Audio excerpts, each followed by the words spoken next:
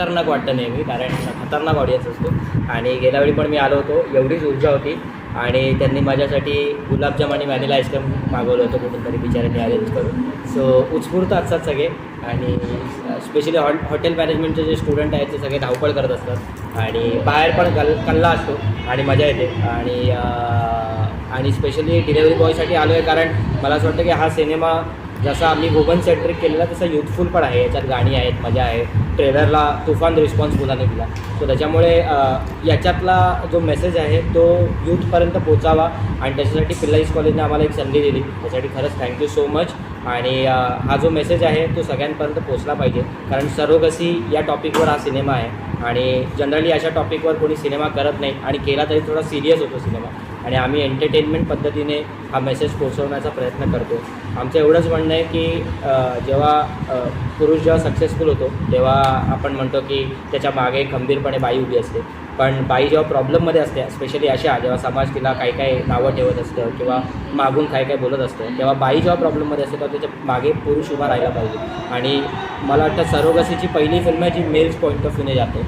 So त्याच्यामुळे please तुम्ही पण सिनेमा जो आहे 9 फेब्रुवारीला बघा, आणि थिएटरमध्ये तुमच्या जवळपास लागेलच. आणि असंच प्रेम ठेवा. जिम लावली होती यावेळी थोडीशी, दाढी वाढली फक्त, बॉडी तर वाढली नाही.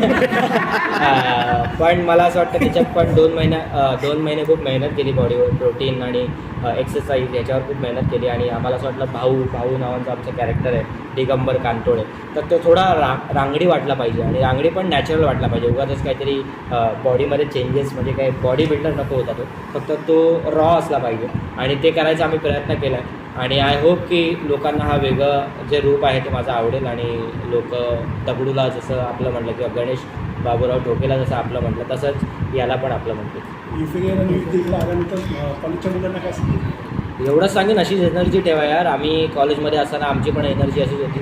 आता थोडं वय वाढलं आहे, लग्नाचं वय झालं आहे, पण ही जी एनर्जी आहे ती तशीच ठेवा. आणि मुलं फार भारी आहे तिकडची मला असं वाटतं. आणि स्पेशली मराठी क्राऊड इथे जास्त आहे. सो त्याच्यामुळे ते एक वेगळं प्रेम आमचं मराठी मुलांवर असतं. म्हणजे नॉन महाराष्ट्रीयनवर पण आहेच, पण नो डाऊट मराठी मुलांवर जास्त प्रेम आहे. आणि ही एनर्जी मला असं वाटतं आम्हाला खूप स्फूर्ती देणारी असते, कारण नेहमी आम्ही दमलेलो असतो. किंवा मी आता आज सकाळी 6 वाजता माझं पॅकअप झालं आहे. मी सकाळी थोडा 2 तास झोपलो आणि लगेच कॉलेजला आलो. सो त्याच्यामुळे यांची एनर्जी असल्यामुळे आम्हाला प्रमोशन करायला मजा येते. सो त्याच्यामुळे अशीच एनर्जी ठेवा असं मी सांगतो. सो ह्या फिल्ममध्ये माझं कॅरेक्टरचं नाव डॉक्टर अमृता आहे. सो तिचं स्वप्न असतं की गावात जाऊन त्या गावातल्या लोकांसाठी, समाजासाठी काहीतरी चांगलं करायचं. तिचं जे एज्युकेशन आहे, डॉक्टर असते ती, तिचं स्वतःचं एज्युकेशन स्वतःपुरती त्याचा फायदा न ठेवता तिला तो समाजाला द्यायचा असतो. त्यामुळे ती त्या गावात जाते आणि जे प्रथमेश कॅरेक्टर करते त्या एजंटला भेटते, आणि त्याचा मित्र जो पृथ्वी करतो, ह्या दोघांमध्ये तिची कसं, आता हे नाही म्हणू शकत स्ट्रगल, बट देन कसं ते सगळं इमोशन्स ती त्यांना सांगते. आणि मग ते आधी तर तिची मज्जा करतात की काय कसं हॉस्पिटल चालेल, तुम्ही बघितलं ट्रेलरमध्ये. पण नंतर ते पण इन्व्हॉल्व्ह होतात तिच्या ह्या मिशनमध्ये, तिच्या ह्या विजनला.